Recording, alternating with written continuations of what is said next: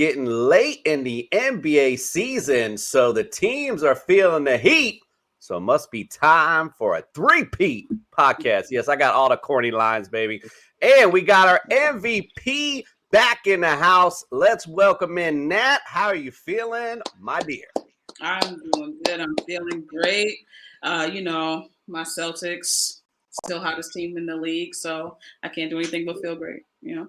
I mean, she could have a broke There she hip, go. broke knee. It don't matter. Those Celtics, number one. There she so go. she's She just got back and she already starting her shit. It's painkillers cloud 9 is what I hear. Jones, welcome in, my friend. Welcome into the building. What's going on, y'all? How we doing? We're doing good, Like I said, it's getting clutch down to that NBA season. So a lot of fun games over the weekend and some comebacks as well. Speaking of the comeback kid, it's Travis Reed. Welcome into the building, my friend. Thank you for having me. Appreciate it. I don't know where the comeback came in. Just went with it. All right, let's get it started tonight. You know, we had a busy week last week. By the way, before we begin, if you're watching us on YouTube, do us a solid, hit that subscribe, like, follow, little comment, little things stopping you from doing it, big things popping for us when you do. All right, NBA season, it's getting down to the nitty gritty playoff time. We got to talk about last week and some MVP.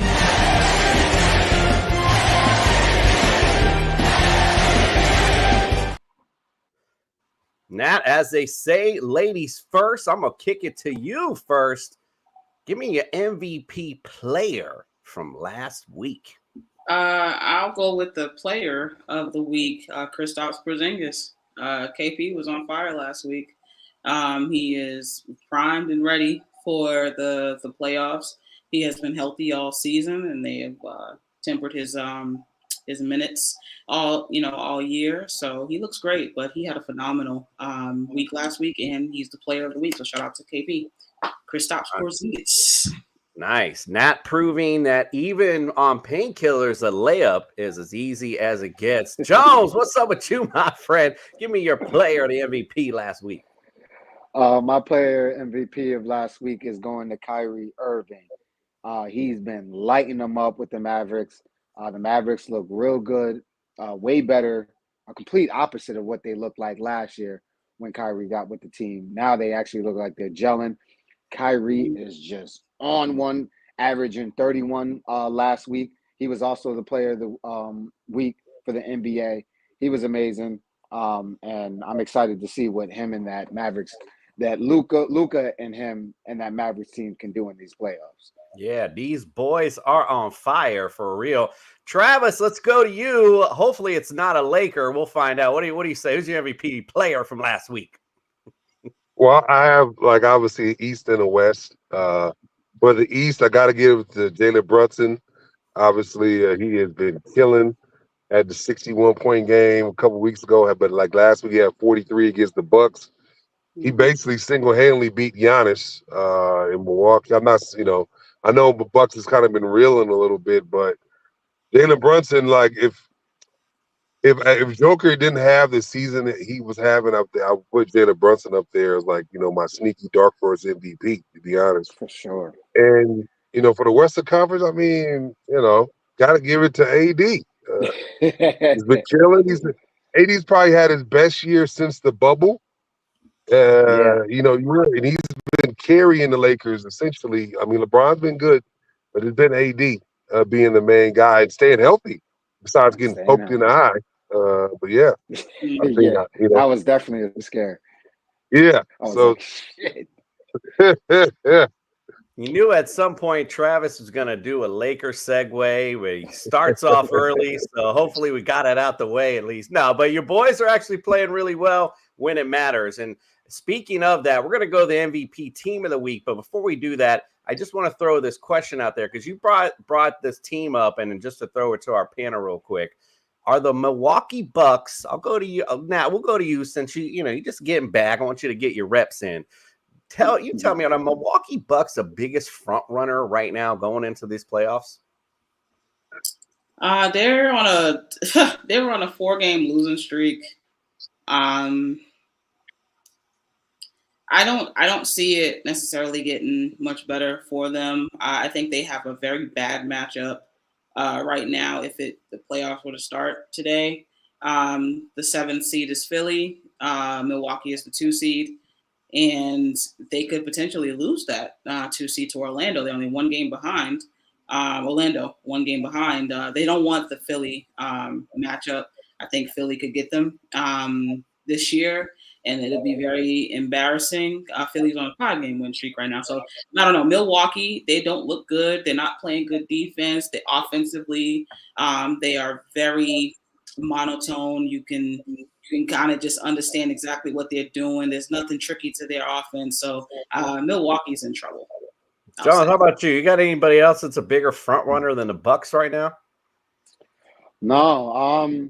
The only thing I'll say about the Bucks is everything Nat said was correct. The only thing that I'll add on to that is that they might, because teams do this, they might be doing this on purpose. I'm not saying that it is, but they might be doing this on purpose just so they do avoid the 76ers. And because they are, like you said, they don't want to see the 76ers the first round. So I wouldn't be surprised if they drop down the third so they can avoid Philly. Travis, you played at this level. What do you say? Teams do stuff like that? You think that they're thinking with that mentality? Well, look, you're gonna have to see teams no matter what. If you see them, you see them. It's like Right. with I know this sounds like redundant, but like it's like with the Lakers in Denver. Everybody's like, well, you gotta avoid Denver. Like you're gonna have to see them in the first round or the Western Conference Finals. So I think Milwaukee don't want to see Miami. They better hope Miami don't be that 7th seed because Miami's beat them consistently in the playoffs. I think Milwaukee. I think like if they go to a 3 seed, I'm not sure who's the. I think Indiana's the 6. It's Yeah. Indiana. Yeah, I think they beat them in 5 games. I don't think it's a series. And so, like you said, like it's all about matchups. They want to make the right matchup, And I think honestly, Philly probably beats, Orlando, and they would have to see Philly in the next round. So you don't have to see them, like in the playoffs. There's no ducking. You're gonna have to see them no matter what. So let's get it. Win or go home, baby, as they say. I just want to add on to that. Not all teams agree with you on that, Trav, because like the Lakers last year, they would disagree with you because they wanted to see the Nuggets last in the conference finals instead of seeing them in the first. I think they're glad that they got to see the Nuggets at least in the conference finals. Well, I would say this about that, and I would want a fresher LeBron because I felt like in the West Conference Finals last year, he kind of worn down. Yeah, that's for sure. I don't know, like in the first round, you get the people don't know this, you get your most rest because of like you play on a Monday, then a Thursday, then a Sunday. Right. In the West Conference Finals, you playing every other day. You saying you playing Sunday, Tuesday, Thursday, like that. So because they're standalone. Right. And so so if you want to get it over with, it's better. If it drags on, it doesn't help the older teams. That's true. That's a great point. All right, let's go on to continue on, I should say, in our MVP segment. John, we'll go to you. It sounds like we already heard it a minute ago, but give me MVP team of last week. I'm going to switch it up on the MVP team. And we did mention them already. The Orlando Magic team of the week, moving all the way up to 3rd. Now, we saw a little bit of this greatness from this team early in the season. We saw them, they were sitting at that top 3 spot in the beginning of the season. And we were like, okay, that's weird seeing them up there, but okay. Then they fell down, but now they're going right back up, which I love. So for me, that means that team is ahead of schedule as far as their development, which is great for the team and the coach and the organization. That's great for Apollo, who is the star of that team. They have a lot of great promise. So I'm very excited to see what this Orlando Magic team is going to do in the playoffs. It's funny because we've talked about them a couple times already, and we've actually I feel like we've kind of gone back and forth with them where it's like in the playoffs, do we see them stepping up? Do we? But right now they're playing good basketball. It's down the stretch. This is the time you're supposed to be playing. So we're starting to see the Magic step up a bit. So good call there. Travis, what do you say? Who's your MVP team of the week?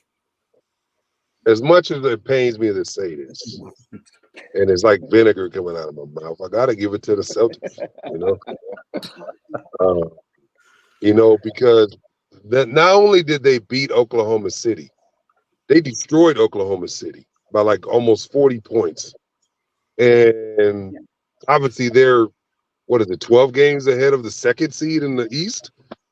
I think in all honesty, there's only two teams that can actually beat Boston or even compete with Boston in the series, I think, and that's Denver and the Lakers. That's it. I don't think anybody in the East has a chance against them. I think Miami can do it with the Miami way, But to be honest, Boston should beat everybody in the East in 5 games. And in the West, like I said, Boston and like I said, Denver could beat them, and then maybe the Lakers, but that's it. Nobody else can beat them in the playoff series. My bad. Unless somebody get hurt. I was just gonna say it's so funny how the Miami Heat are just the opposite of the Miami Dolphins. It's like the Miami Heat can turn on the playoffs, and the Miami Dolphins can't even sniff the damn playoffs. All right, now let's go to you. What do you think? What's your MVP of the team of the week last week?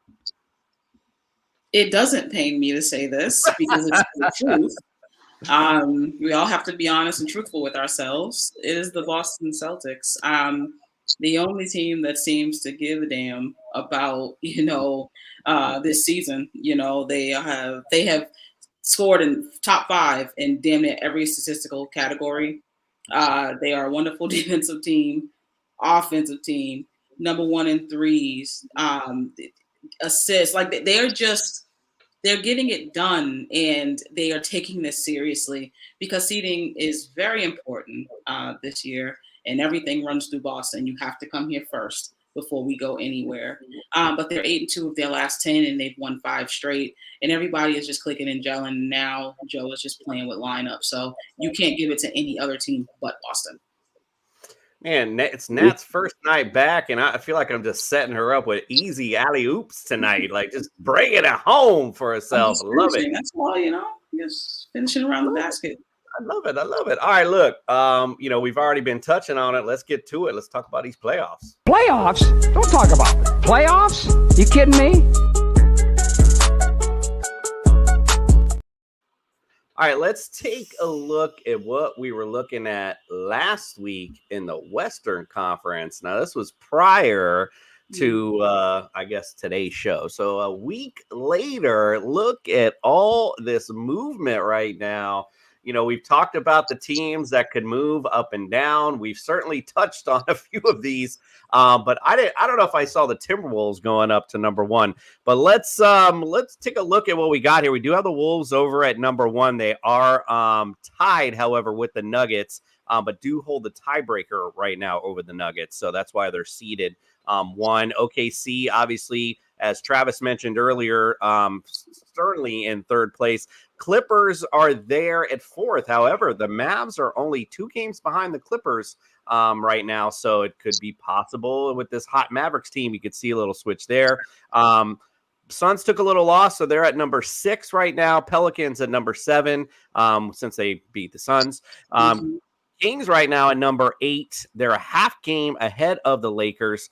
So right now it's looking like the Lakers versus the Warriors in the play-in game. That's the way it currently sets up. But let's go to our panel here. Travis, we'll start with you since you love the West so much. Give me a team here you think might move up or down in this playoff series. I mean, we only got a little bit of time left.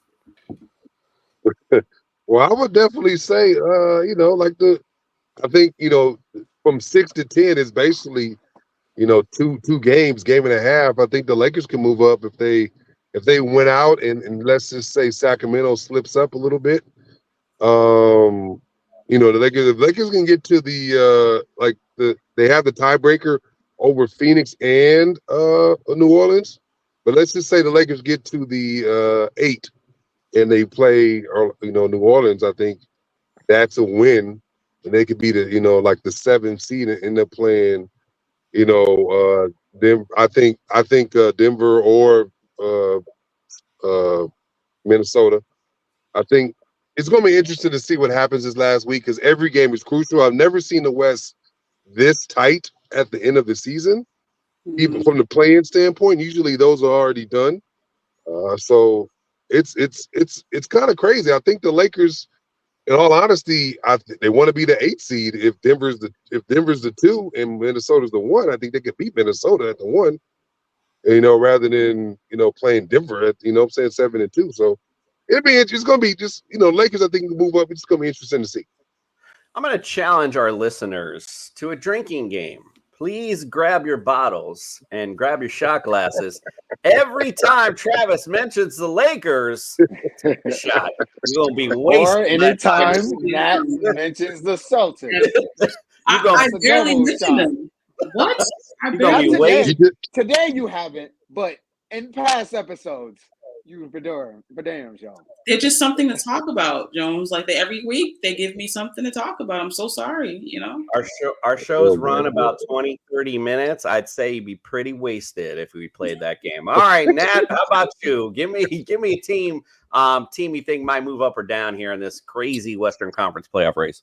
Sure. So I think purposely OKC wants to stay at 3 because they give Phoenix a lot of trouble. And I think that is the team that they could beat. That's one that you actually don't know who's going to win. I pick Phoenix. It's hard for me not to with all that experience, on that team and, KD on there.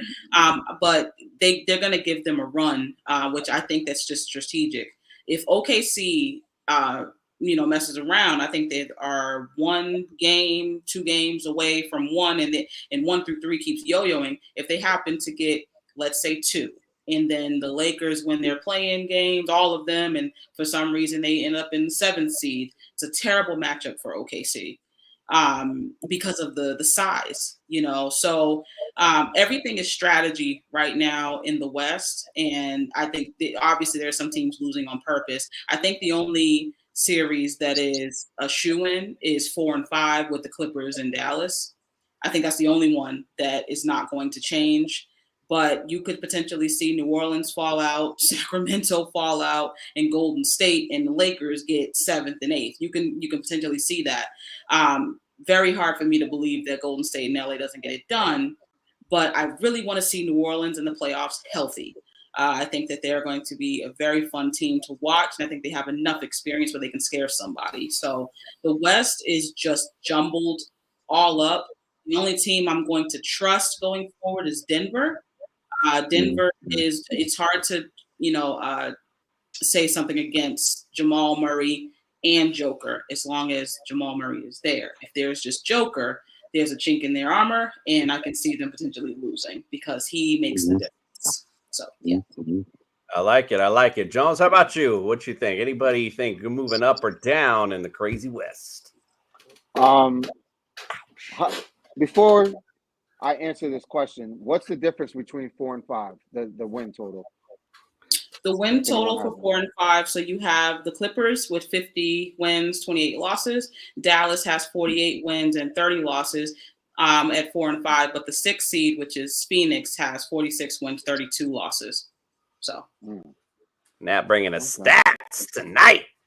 Because I want to take a long shot and say that the Mavericks move up to 4 and the Clippers fall. The reason why I say that is because when you look at these two teams over the past few weeks, the Mavericks have been playing amazing, and the Clippers have been playing they got a win last night, but they have not been looking good over the past few weeks. So, who knows what that is, why the reason is, but I like the Mavericks right now, and I do not like. And Clippers was my team, still my team. Actually, no, I don't know if it's my team now.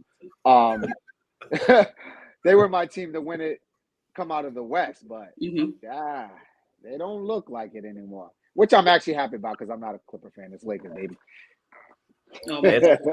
Here we go. Take a shot. Well, it wasn't Travis this time, at least, but at least we heard a Laker. Yeah. We heard a Laker reference, nonetheless. I promise you, it'd be the first time ever where maybe the 2 and 3 seeds are out in the first round, and it'd be like the 6 and the 7 are moving on to the next round, or one, you know what I'm saying, something like that, where it's 1 and 3 out in the first round, and 6 and 8 are in the next round, because anybody but Denver, I think, can lose in the first round.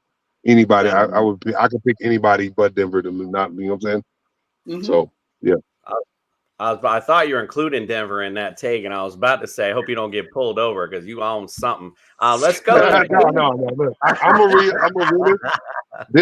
Denver is the best team in the West. Like I said, if something happens, Jamal Murray gets hurt, or Joker doesn't seem like he never gets hurt, but like Jamal Murray, if he got hurt, then yeah, like she was saying, like chink in the armor. But if they're healthy, the whole playoffs, no one should beat them in the West.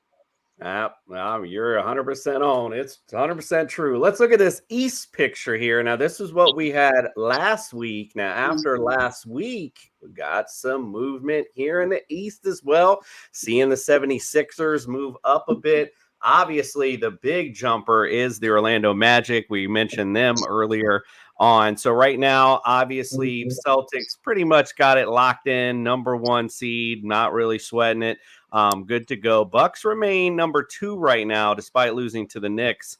But their lead on the Magic and the Knicks is actually only 1 game. Crazy. I think Nat mentioned that earlier. Magic are right there in the mix, as we mentioned. Knicks right now with the win over the Bucks, they're only a half game above the Cavs right now, who are sitting at 5. They have a 1-game lead over the Pacers. 76ers obviously beat my Miami team last week. Unfortunately, they've climbed up to number 7. Heat dropped to 8. They also lost to the WAC Pacers. So unfortunately, they sit there right now. The East play-in game looks very interesting as the Bulls and Hawks put me to sleep. And the Sixers and Heat series at 7 and 8 looks fun. So let's go to Nat first on this one. Give me a team you think might move up or down in the East. So strategically, again, I think that Milwaukee wants to get out of that 2 seed. I'm not sure if they want it. 2 and 7, 7 being Philly. That's a bad matchup, especially with Milwaukee not playing well, Philly playing very well. They played very well all year with a healthy Embiid. And Milwaukee just has not played well. They are just not clicking. Not enough defense on that team. They traded the wrong pieces on that team, and they're on a 4-game losing streak. If they get the 3rd seed and Indiana happens to stay in the 6th seed, that would be a much better matchup to play Indiana. So, with that being said, there's nothing you can do about catching up to Boston. Boston just has it sewed up. But everything is decided by pretty much 1 and 2 games from 2 to 5, and 1 and 3 games between 2 and 6. 2 and 6. So this is an interesting, or 2 and 7. Excuse me. This is an interesting race right here because there's strategy again. I think that Cleveland is in trouble regardless of who they get. I do not see them getting out of the first round. Right now, they're set to play New York, and that's if it doesn't move. And I think New York is going to win that. Question marks because there's no Julius Randle, but we'll see because Donovan Mitchell has not been good. Say it again. We're better off. No, you're not. You're not better off without Julius Randle. I'll tell every New York fan out there. 1,000%. You are not better off without Julius Randle. Have you seen us without him? You don't deserve him. How about that? You don't deserve him. Have you seen us without him? You don't deserve him, I promise you. But have you seen us without him? Yeah, you need 40 points from one player, 50 points, then a 60 point. And we get it done. It's not going to happen in the playoffs, Jones. Jones. And we get it. He's gonna With average Randall, 50. it won't get it done. Oh my God. We won't get it done with Randall. Knicks fans, don't be delusional. All right, We're help not. yourselves. We know. Help I want yourselves. to give a quick shout out to our man here in the comments, Adam Hurley. I'm not sure which team you're talking about. He says we can't win for losing. We're screwed. Deflate the ball, he says. And LeBron didn't. So maybe he's talking about the Lakers. He says LeBron didn't play yesterday, so he doesn't want to make the playoffs. He says Taurean Prince is the worst player in NBA history. He said Prince is the first guy that can play 10 minutes and cost you a game. So Adam Hurley, thank you for your comments. We appreciate you. Keep that coming. We appreciate you tuning in, my friend. Worse. Yeah, definitely. I definitely have as well. Jones, give me a team you think might move up or down here in this NBA East. Can you bring it up? Yeah, my bad. I'll bring it up. Not a problem. I think it could be anywhere between 3, 4, and 5. I think those are gonna any of those 3 teams. It seems like that's what's been moving a lot, mainly over the past few weeks. I pretty much, I think I said last week that I had the Cavs moving down, I had the Pacers moving up, and the Sixers. I think this is what it's gonna look like for the most part. The 8th spot, Heat, Atlanta, and Chicago's most likely gonna stay there. The 7, 6, and 7, 6, I think that's gonna move. That could be switched or stay the same. Cavaliers could even move back even farther. But yeah, very I can't speak right now. Interchangeable with the 3, 4, and 5. I'll say.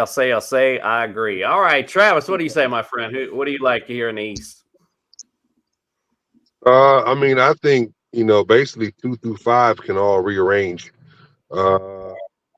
As bad as you say, like, you don't need Randall, you need another scorer because you don't have OG Anunoby either. You know what I'm saying? With everyone coming back outside of Randall, though.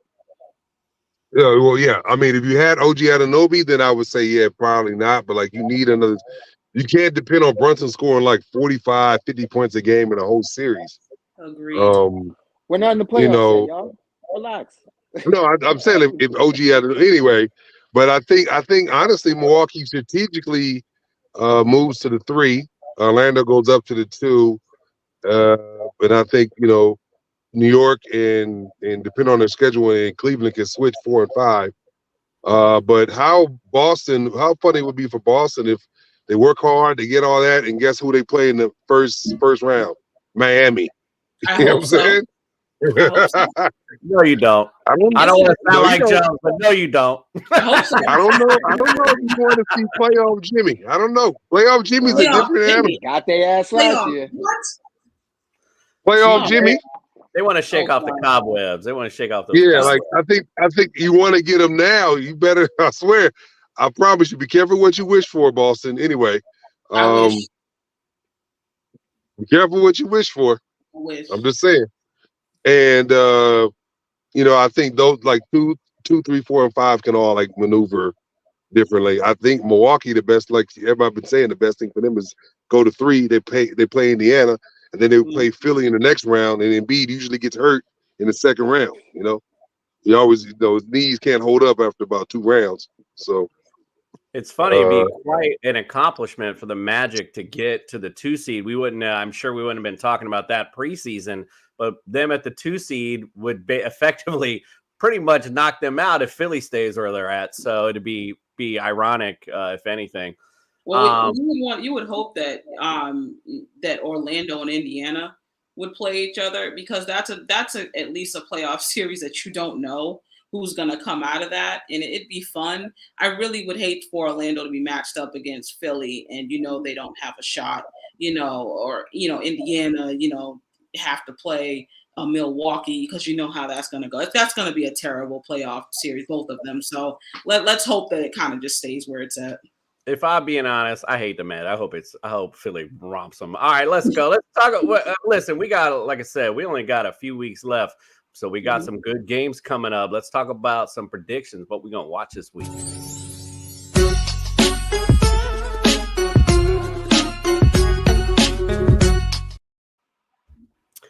John, I'm gonna go to you first on this one. What you watching this week? Because the women's college basketball is done. What you watching now?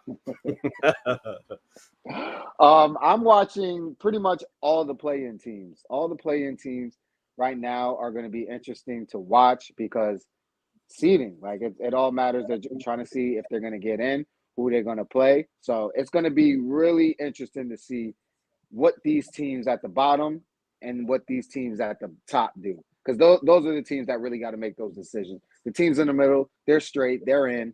They're not. They don't have too much worry. But the teams at the bottom, especially, and the teams at the top, they're going to be the ones that are trying to maneuver and make some moves to make sure that when they get to the playoffs, they it's smooth sailing for them. So I'm really going to be watching the bottom four of both conferences. Gotcha. Very generalized statement. Heard. Let's go to Travis. You got any games you looking for this week? I kind of agree. I agree with what he's saying. You know, like I give you a perfect example. Lakers play the Warriors tomorrow in LA. Does AD play? Does LeBron play? I don't know. You know what I'm saying?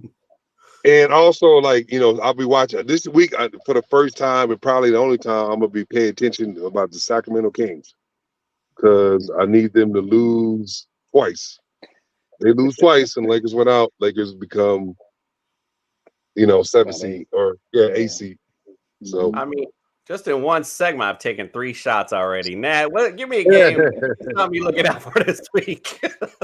Well, tomorrow's slate is heavy. And there's a lot of important games, you know, tomorrow. Like, for instance, you do have New York playing Chicago. New York is going to want to keep this win streak going, you know, and then maintain. You know, you're going to have Sacramento and Oklahoma City. Is Oklahoma City kind of going to just say, I'm going to sit a bunch of people, and Sacramento's going to win that game, and that's an important game for the Lakers. Lakers need them to start losing. But I think that the 2 games I'm going to be locked in for is Golden State versus the Lakers and the Clippers versus Phoenix. Those are the 2 games because all 4 of those teams have something to play for. They essentially need to win that game, but there can only be 2. So those are the 2 games I'll be watching. Yeah, April 10th. You were talking about tomorrow's slate, Wednesday. They got some good ones here. I just popped on my phone real quick. Yeah. Maverick, and not to sound like Travis, but Mavericks Heat. You know, that's going to be a good, decent game. You also got Magic Bucks. You want to talk about a big game for Eastern Conference seedings in Milwaukee, by the way. How about another big one on Wednesday? Timberwolves versus the Nuggets. I mean, again, you got some pretty big seeded games right there. And then also to close it out on Wednesday, that Suns-Clippers matchup as well. So Wednesday night, get your NBA potty ready because we got a good lineup for you. All right, well, it's the end of our show. And, you know, as the point guard of podcasting, I like to get it down low to my people. So about to go in the paint.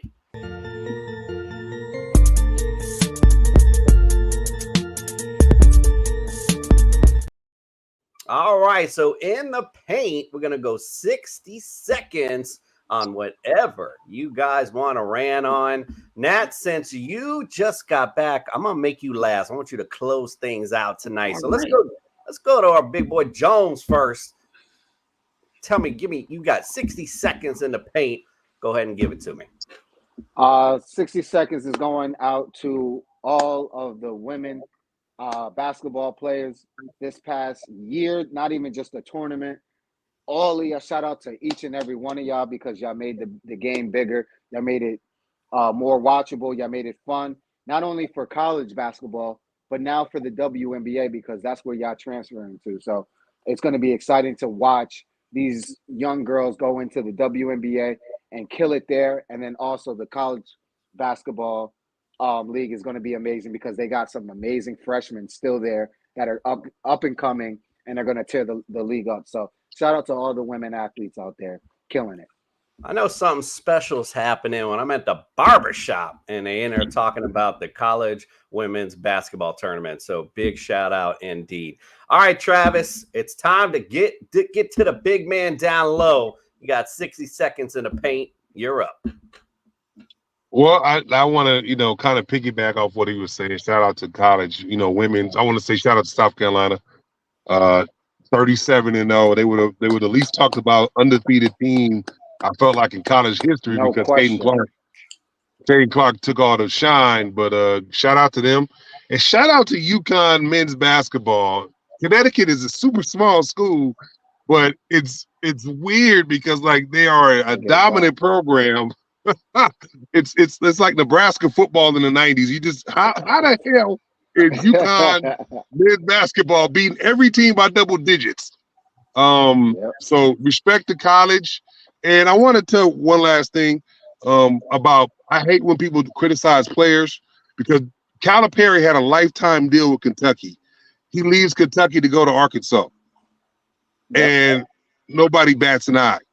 So I think college players should be able to do what the heck they want because these coaches do whatever they want. Absolutely. That's life, though. Always the people at the top want to do as they say and not as they do always, right? So sadly, that is definitely the case there as well. All right, Nat, our girl is back. You're in the paint. I'm going to toss it up to you. You're first in the paint. You got 60 seconds. Go on, whatever you feel like. All right. So I'm going to pretty much piggyback on, the guys. Women's basketball, college basketball was phenomenal. There are so many women that are not mentioned, in the height of, the superstardom of Caitlin Clark. Caitlin Clark is absolutely a superstar, but just like every other sport, there can be more than one. And I just want to make sure that everyone gets out there and you watch the rest of these women. We're not going to see Angel Reese at LSU anymore, but Flau'jae is going to be there, and she is phenomenal. And I think she's better than what we've seen. And I just hope that they will capitalize on her talent. That girl has got game. South Carolina was absolutely amazing. It was amazing to watch the teamwork of that team, and it starts with the coach, Don Staley, and it's just amazing what they accomplished. And for this WNBA draft, I love Caitlin Clark's game. She could shoot it, from Mars. You couldn't pay me to not take Camila Cardoso in the draft. I just think that she is just so talented. Talented bigs, whether it's a man or a woman, they don't grow on trees. So I would take her in the draft. That's my opinion. But shout out to the women playing college ball. You guys are phenomenal, and I can't wait until next season. They might resemble trees, but they certainly don't grow on them. That's for sure. I feel you. All right. Well, big shout out indeed to all the collegiate athletes. It was very entertaining, and we certainly appreciate it. More sports, the better, as far as I'm concerned. Lots of NBA action to talk about next week. So make sure you stick and stay here with us. Subscribe, follow, comment, like. Do all the good stuff because it's little things stopping you from doing it. Big things popping for us when you do. From us to you, we appreciate you, and we are out.